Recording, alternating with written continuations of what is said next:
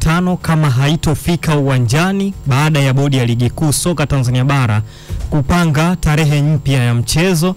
Lakini pia adhabu yake ni kwamba timu ambayo itakayokuwa imefika uwanjani kwa maana ya klabu ya Simba Sports Club itazawadiwa alama 3 pamoja na mabao 3 uwanjani kwa maana ya ushindi. Hiyo ni kwa mujibu wa taratibu za mchezo, lakini pia kanuni ambazo zinaongoza mchezo wa mpira wa miguu kama ambavyo ilivyowahi kutokea kwa baadhi ya timu nyingine. Lakini tukijaribu kuangalia pia hapo kwenye taarifa ambayo Young Africans wameitoa, kuna vitu viwili. Kuna hiyo ambayo imezungumza kuhusiana na kugomea mchezo kama utapangiwa tarehe nyingine kama ambavyo wamezungumza, kwa sababu hiyo ni taarifa. Inawezekana taarifa ikawa imetoka lakini siku ya mchezo akawepo uwanjani. Kama wasipokuwepo vitakavyotokea ndo hivi, lakini kama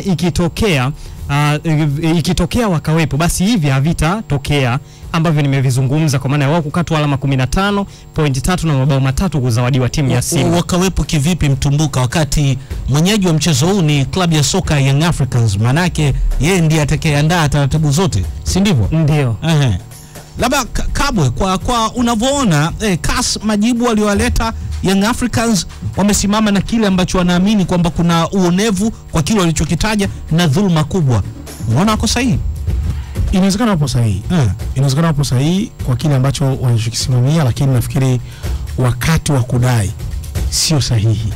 Yaani inawezekana hapo sahihi kwa kile ambacho wanachokisema, lakini wakati wa kudai sio sasa. Sio sasa kwa nini?